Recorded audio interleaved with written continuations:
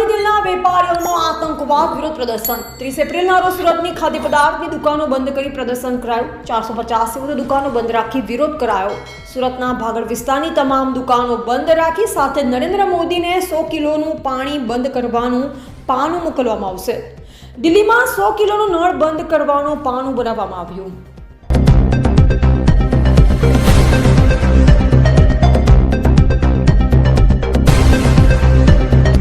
આપનો પરિચય થાય હું શું કહેશો? મારું નામ રૂપેશ વોરા છે। હું સુરત એડિબલ ઓઇલ એસોસિએશનનો પ્રેસિડેન્ટ છું। આજે આતંકવાદી કાયરાનો હુમલો થયો છે, જેના કારણે ઘણા લોકોએ પોતાના સ્વજન ગુમાવ્યા છે અને એમની સાથે સોલારિટી દેખાડવા માટે, એમની શ્રદ્ધાંજલિ આપવા માટે અમે સુરત એડિબલ ઓઇલ એસોસિએશન અનાજ એસોસિએશને આજે 30 તારીખે એક દિવસનું બંધ પાડ્યું છે।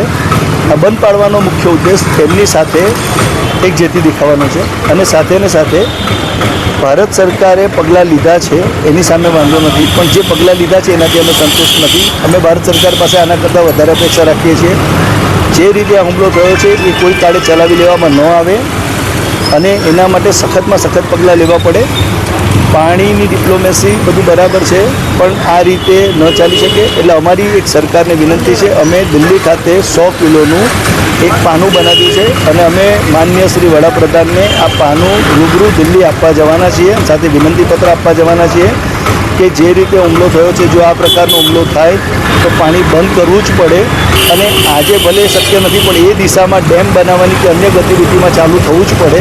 એટલે એક સિમ્બોલ તરીકે અમે નરેન્દ્ર મોદી સાહેબને આ પાનું અર્પણ કરવા જઈ રહ્યા છીએ અને સાથે વિનંતીપત્ર આપવાના છીએ કે આ બાબતમાં આટલું કરવાથી દેશને, જનતાને સંતોષ નથી, આકરા પગલાં તો લેવા જ પડશે।